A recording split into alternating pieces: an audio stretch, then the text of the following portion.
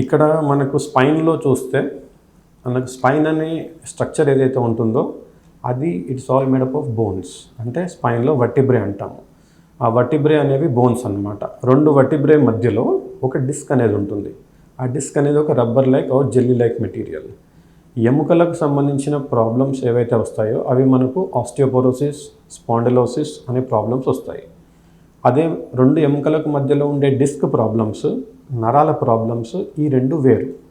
ఎముకలకు వచ్చే ప్రాబ్లమ్స్ వచ్చేసి స్పాండిలోసిస్, ఆస్టియోపోరోసిస్ ఆర్ ఫ్రాక్చర్స్ లేకపోతే ఇన్ఫెక్షన్స్ అట్లాంటి ప్రాబ్లమ్స్ వస్తాయి. అదే మనకు డిస్క్ సంబంధించిన ప్రాబ్లమ్స్ వచ్చేసి డిస్క్ ప్రొలాప్స్ అంటాము, slip disc, disc prolapse, herniated disc అంటాము.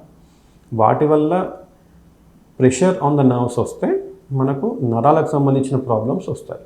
అంటే ఇప్పుడు డిస్క్ ప్రొలాప్స్, సయాటికా ఇవి రెండు సాఫ్ట్ టిష్యూ. అంటే మనం డిస్క్ అనేది సాఫ్ట్ మెటీరియల్, నర్వ్ అనేది కూడా soft material. Bone related issues are different completely. Nerve related issues are different. బోన్లో వచ్చేవి ఆస్టియోపోరోసిస్, స్పాండిలోసిస్.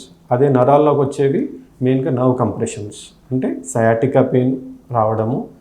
అప్పుడు మనకు ఒక్కొక్కసారి ఏమవుతుందంటే నరం మీద ఎక్కువ ప్రెషర్ ఉంటే స్లోగా నరాలకు సంబంధించిన పవర్ కూడా తగ్గుతుంది.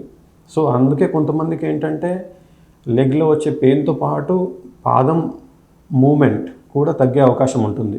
బొటన్ వేలు పైకి లేవట్లేదు సార్ అంటారు, లేదు పాదం మూమెంట్ తగ్గిపోయింది సార్ అంటారు, చెప్పులు వేసుకుంటుంటే చెప్పులు స్లిప్ అవుతున్నాయి అంటారు. సో ఇవన్నీ కండిషన్స్ ఏంటంటే ఈ సయాటిక్ నర్వ్ అనేది చాలా రోజులు ప్రెస్ అయి ఉండడం వల్ల, కంప్రెషన్ ఎక్కువ ఉండడం వల్ల వచ్చే ఇబ్బందులు అన్నమాట. స్లోగా నర్వ్కి సంబంధించిన పవర్ అనేది తగ్గుతూ వస్తుంది.